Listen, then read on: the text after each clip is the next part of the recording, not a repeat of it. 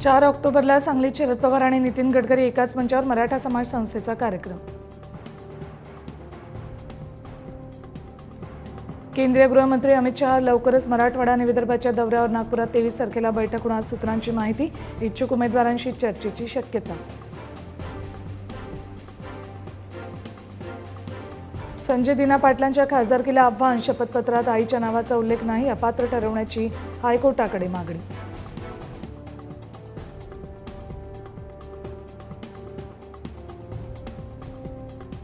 सोलापुरात आमदार सुभाष देशमुख यांना धक्का, माजी उपमहापौर राजेश काळेंचा इच्छुक उमेदवार सोमनाथ वैद्यांना पाठिंबा। आता लग्न किंवा आजारपणासाठी पीएफ खात्यातून एकाच वेळी 1 लाखांपर्यंत पैसे काढता येणार, केंद्र सरकारचा मोठा निर्णय। म्हाडाचं घर घेण्यासाठी अर्ज करण्याची आज शेवटची मुदत, दुपारी 12 वाजेपर्यंतच अर्ज करता येणार। 8 ऑक्टोबरला म्हाडाच्या घरांची मुंबईत लॉटरी निघणार।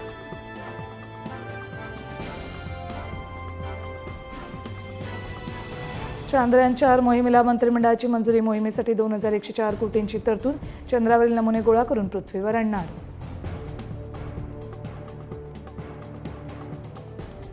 सोयाबीनला 4500च्या पुढे भाव मिळत नसल्याने शेतकरी हवालदिल, दरवर्षीप्रमाणे यंदाही अपेक्षित दर मिळणं अवघड, साठा आणि विक्रीबाबत शेतकरी संभ्रमात।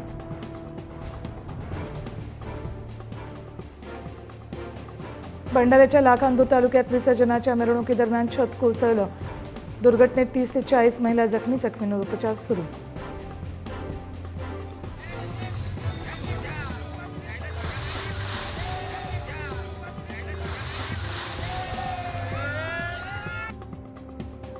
लेबनन पुन्हा हादरलं, पेजरच्या स्फोटानंतर आता वॉकी-टॉकी आणि रेडिओचा स्फोट, 9 जणांचा मृत्यू, 300 जण जखमी।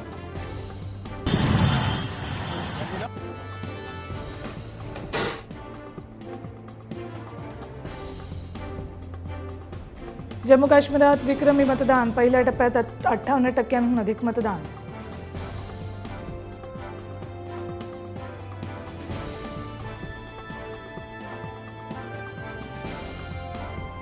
सांगलीच्या वाळवा तालुक्याच्या वारणा पट्ट्यात धुक्याची चादर, भाजीपाल्याला फटका बसणार, धुक्यामुळे पिकांवर रोगांचा प्रादुर्भाव।